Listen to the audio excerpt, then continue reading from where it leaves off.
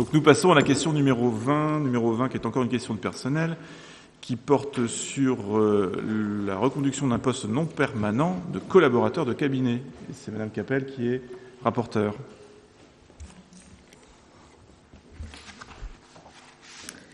Donc, par délibération des 7 avril et 2 juin 2014, le Conseil municipal a créé un poste de collaborateur de cabinet dont le contrat arrive à échéance le 7 juillet 2015. Il est proposé de renouveler ce poste non permanent de collaborateur de cabinet à temps complet pour une durée de 1 an à compter du 8 juillet 2015 jusqu'au 7 juillet 2016.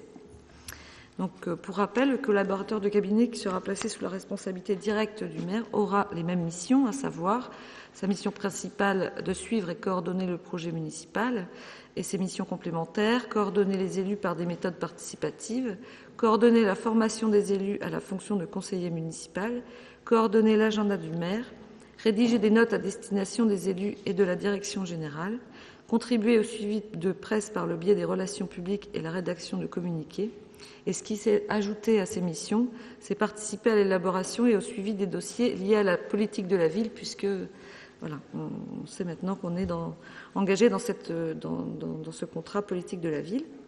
La rémunération de l'agent sera basée sur la grille indiciaire du grade de rédacteur territorial. Après avis favorable de la Commission des finances, il est proposé au Conseil municipal de créer un poste non permanent de collaborateur de cabinet à temps complet pour une durée de 1 an à compter du 8 juillet 2015.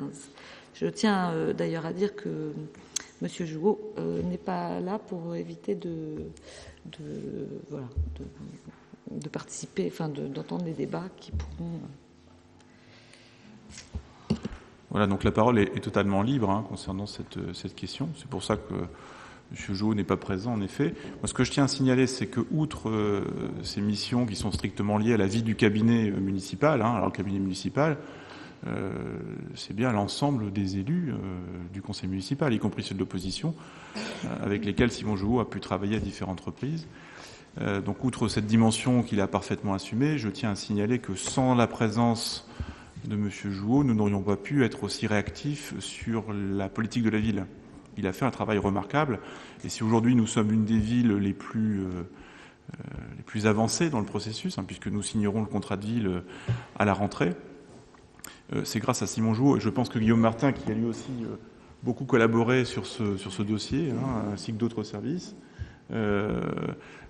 ont apprécié la présence utile de Simon Jouot dans nos services.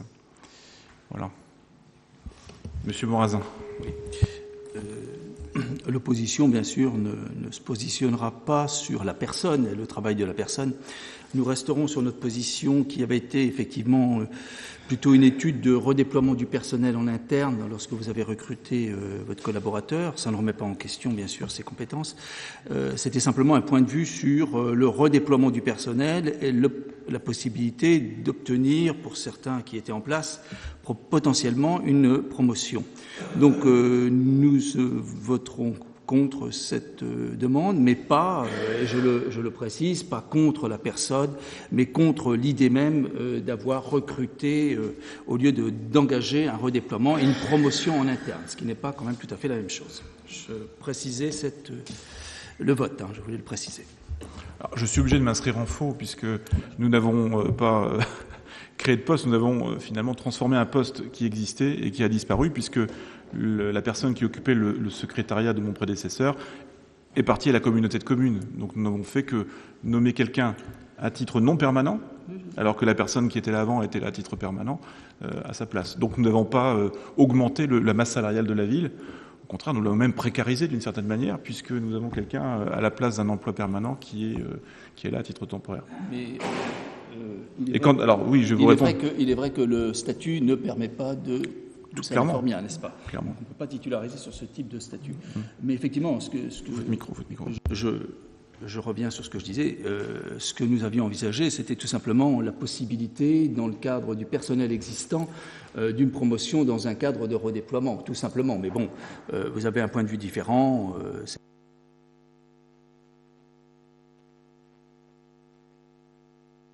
J'entends bien. Sachez que le travail de directeur de cabinet est très spécifique, demande des compétences. je ne remets pas en cause les compétences des collaborateurs de la mairie, mais objectivement, ces compétences n'existaient pas au sein du personnel. Donc nous avons fait le choix de ce recrutement. On pouvait offrir la candidature. Oui, mais là, on a, voilà, c'est parti. C'est un choix. C'est notre choix. On se positionne différemment. Mais c'est bien, il faut bien que de temps en temps, on soit un peu en désaccord, sinon ce serait pas drôle. Donc, nous allons pouvoir... Oui, parce que là, franchement, Monsieur Ferreira, vous voulez peut-être... Non, c'est une plaisanterie, Non. Si vraiment vous voulez, je peux faire quelque chose. Hein. Donc, nous allons passer... Alors, pas l'avocat du diable, surtout pas. Donc, nous allons... Donc, si vous voulez bien mettre aux voix cette question numéro 21. Non, c'est la question numéro 20. Ouais, vous le perturbez complètement. Voilà, complètement, je suis déboussolé. Question numéro 20. C'est la place, monsieur le maire. Non, bien sûr, pour l'instant, je vais assumer. Donc, nous allons mettre Madame Capel veut reprendre la parole. Juste pour préciser concernant la politique de la ville, oui, Simon Jouot a vraiment aidé à ce que ça soit en œuvre rapidement, ainsi que les autres agents tels que Guillaume Martin et Monsieur Gouelot, et voilà. Donc je tenais à le préciser. Disons que Simon Jouot a fait l'office un peu de coordinateur, quoi. Finalement, il a assumé son rôle de directeur de cabinet, enfin de collaborateur de cabinet, dans le sens où il a été moteur, courroie de transmission dans la façon dont il fallait distribuer les informations qui venaient, bien entendu, de la préfecture et de la sous-préfecture. Donc il recueille les informations, ensuite il redistribue les choses. Voilà, donc on va... Monsieur Carreau, Roland. Étant élu, on va dire, de terrain, moi j'ai beaucoup apprécié, je dirais, la qualité de ces documents, surtout sur les références réglementaires. C'est vrai qu'on en découvre tous les jours et à profusion. Donc c'est vrai que c'est une note de synthèse et puis qui nous permet, nous, de mieux comprendre dans quel cadre s'inscrit notre action. Et je crois que sans lui, on serait des fois un petit peu sec. Hein. C'est vrai que c'est intéressant et ça nous permet aussi de communiquer. Donc moi, je suis tout à fait pour la reconduite de ce poste qui est amplement nécessaire. Merci. Eh bien, s'il n'y a pas d'autres remarques ou d'autres questions concernant cette question numéro 20, je vais la mettre au vote. Y a-t-il des abstentions? Des votes contre? Donc nous avons 6 votes contre. Donc à la majorité, la question numéro 20 est adoptée.